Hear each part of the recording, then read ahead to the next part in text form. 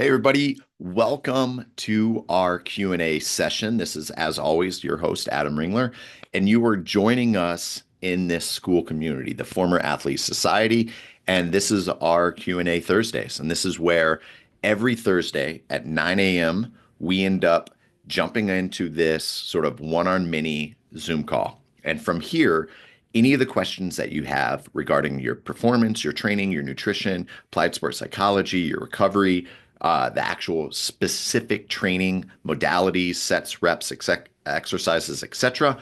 This is where you get to come, show up, and ask your questions. And if you're a live participating member in our Skool community, you get first dibs on all of the responses and answers. You get to ask your questions first.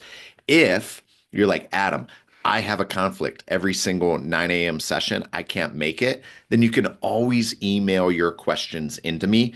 And you can do that at Skool, Skool, at adamringler.com. Or you could jump into the community. You could direct message me there, or you could hit me up on my social media at Adam Ringler on X, Instagram, etc. Right? So that's the ways that you can get your questions to me, and I will answer those so long as we don't have live participation in these calls. So I wanted to jump in and start answering some of these questions that I've got. So once again, here we are. It's Thursday. It's our Q&A, and we have some members that have direct messaged me these questions. So I'm trying to read them out and do them respect, so that way I don't just answer the questions I want to answer. So let me navigate to my direct messages. I had it loaded up, but things are a little crazy. All right. So this is coming directly from Skool itself. How do I balance rebuilding my athleticism with a full-time job? That's a great question. Now, number one, right, you have adult responsibilities. You are not 19. You're not on name, image, and likeness at this point. You are not getting paid, most likely, to participate in your training, in competitions, and practice, things like that. So that said, I think one of the biggest shifts that a lot of former athletes have is that now after college, you realize that you no longer have that structured training schedule built into your day. You don't have rehab in the morning. You don't have weights, an hour and a half out from practice. You don't have film. You don't have practice. You don't have competition. So the key for you is really just prioritizing and having that prioritization of your training schedule and having some efficiency in it. So I would say try to block out on your calendar, whether it's Google, whether it's iCal, whatever it is, block out non-negotiable workout times on your calendar. Set them just like you would for a meeting, just like you would on these Zoom calls. Lean in to really short, high quality sessions rather than worrying about trying to schedule 2.5 hours like you maybe did during college. You will not have a 3-hour practice in your professional work days. So it would be highly unrealistic for you to schedule a 4-hour training block like you might had when you were, a college athlete. I would really much rather had a well-structured 45-minute training session to keep your strength, to develop some power, develop some mobility, to get your conditioning in, because you're setting yourself up for failure if you're trying to time block out 40 anything longer than 45 minutes to an hour, knowing that you just have professional demands, right? So the days of your 3-hour, 4-hour training blocks, those are probably gone, right? So be realistic about your training. You're not a professional bodybuilder. You're not a professional athlete. Your job is not your performance, i.e. your body. Now, if you're playing overseas or you're a professional athlete, cool. That's your professionalism. So you can have, just like you would have work meetings and QPRs and all these other sort of structured meetings in your day, depending on what you do. If you're a professional athlete, then yeah, get your mobility and get your conditioning and get your practice blocks and get your competitions, all that. But for most of us, that's just trying to cling on to our performance and our bodies and, our aesthetics from our college days. You're not gonna have that time. So, I've said this before in that I do not like deleting things off my calendar. I will shift things if I have a conflict. So let's say it's 9 a.m. I normally train, and here I am. I got these calls on 9 a.m., but I put it in there. I don't delete it. because once I delete it, it's kind of off my calendar, right? But I will move things around. So I'll just grab it, move it to an open time block. So I like to have everything planned out that I know are my obligations on my calendars. That way I could look very quickly. I could look at it, my time block, and say, okay, I got deep work from this time to that time. I got setup time from this time to this time. I got coaching time that I need to do. Oh, let me move it in this little space where I can actually do it.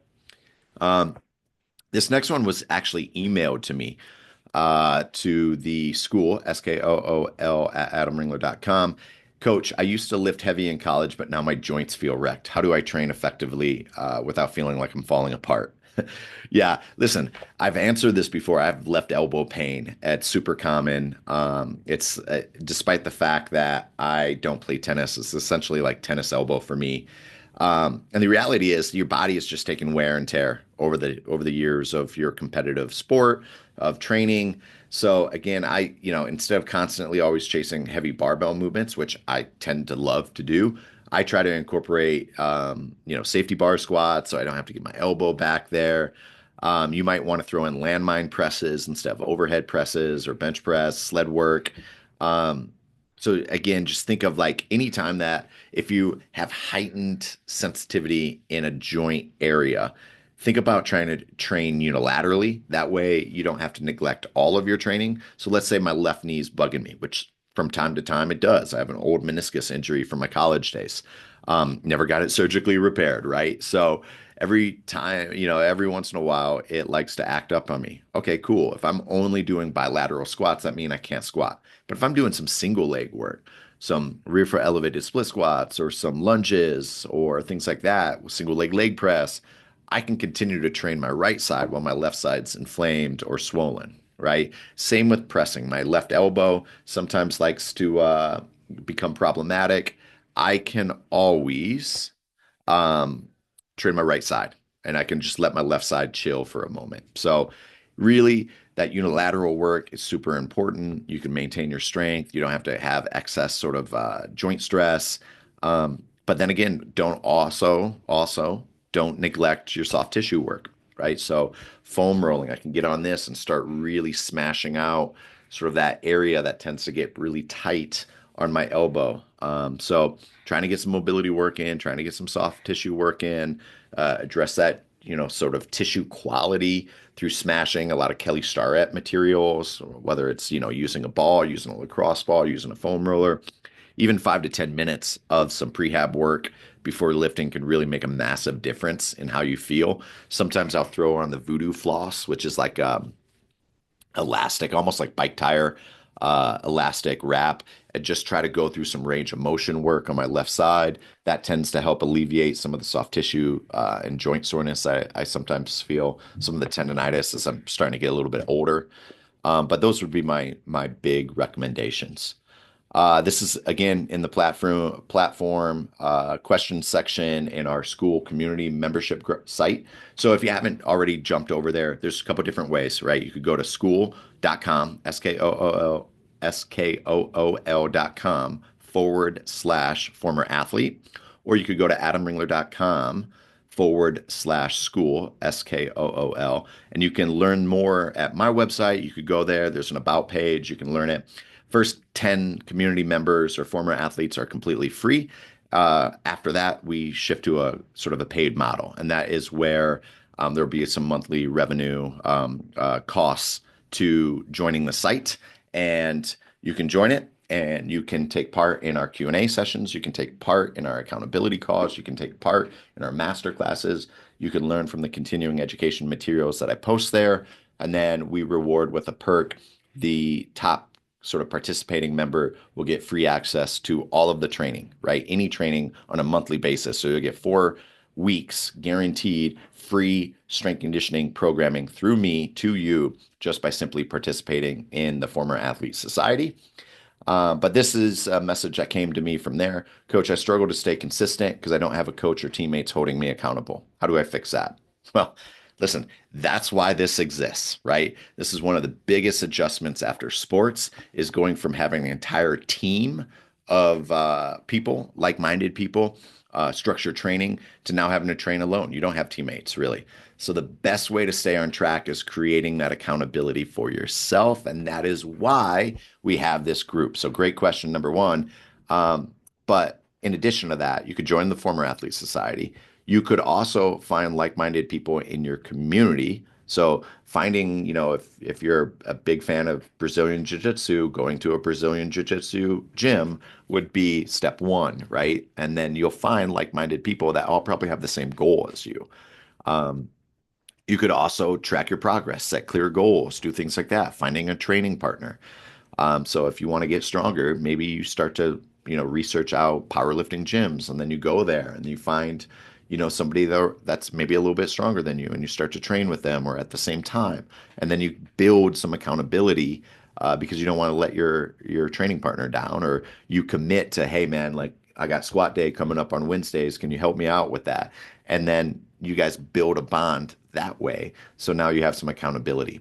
So whether it's this Skool community group, and this is why I created it to fill this gap, but inside of this group, you can post your training, you can share your goals, you can let the group hold you accountable. That's why I have those Tuesday calls is we verbalize what we're talking about. Hey, I'm going to train this, I'm going to do this. This is my goals. I have a lower body session. I want to squat 315, 405. I want to deadlift 405 pounds off the floor, and sharing your wins, but also equally as important, sharing your losses and allowing the community membership group to kind of pick you up and help keep you accountable. So that's why I created this Skool community group for all the athletes, not just my own, not just athletes I've worked with, but other athletes, right? So maybe your coach doesn't do this Skool community group. You don't have to be exclusively an athlete that I've worked for. You just have to be a college athlete.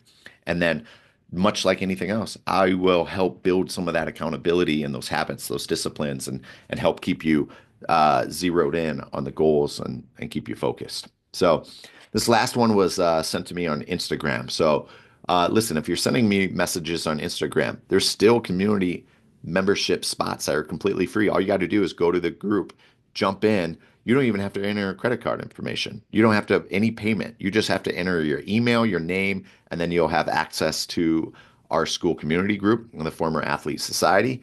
But so that's my pitch to you right now. Join it before it becomes a paid membership site. How do I rebuild my speed and explosiveness without feeling like I'm gonna pull something or rip my hamstring? That's funny. Um, Listen, I slowly. That's my short answer is slowly, which is sort of contraindicative in some ways, or because it's speed and explosiveness. How do you do things explosively? Slowly. And what I mean by that is a progressive nature. Start slow and then build your way up.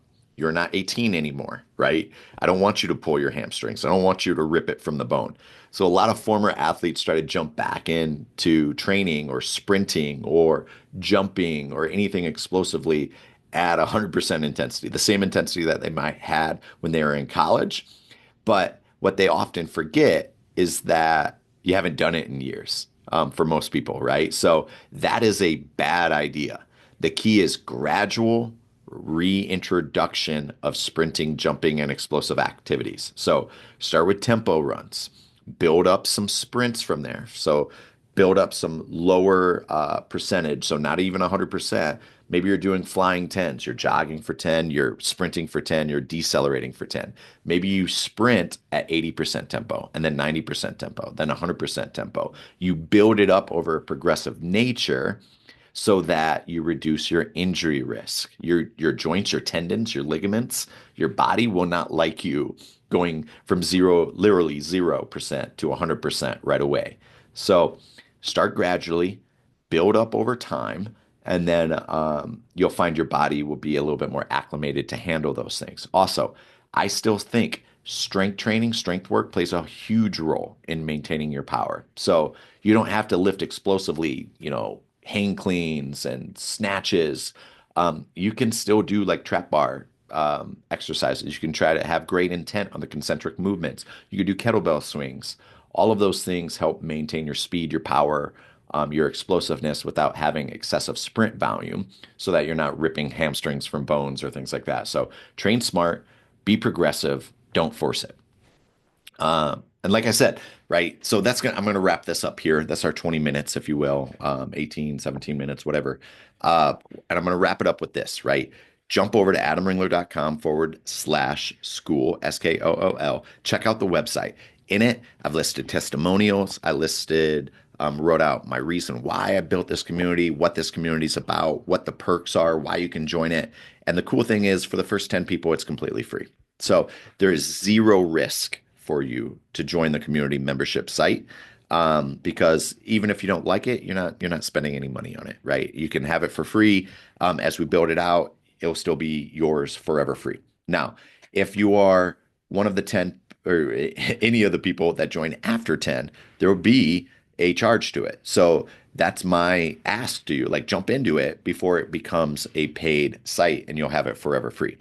If you are uncertain about it, go over to adamringler.com/school, Skool. Check it out from there, right? And from there, they'll have all the information that you might want to know about it. So uh, there's two different ways you could do it. You could direct message me on Instagram. You could just, hey, coach, like, tell me a little bit more. You could swipe up on any of my stories, and I think you reply with the word school, Skool. You could go to the skool.com website /former athlete.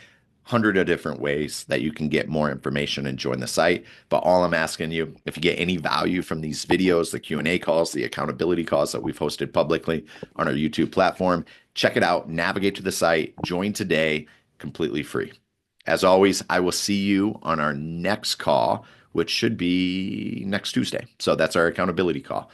And then until then, keep training, be smart, and let's keep attacking it.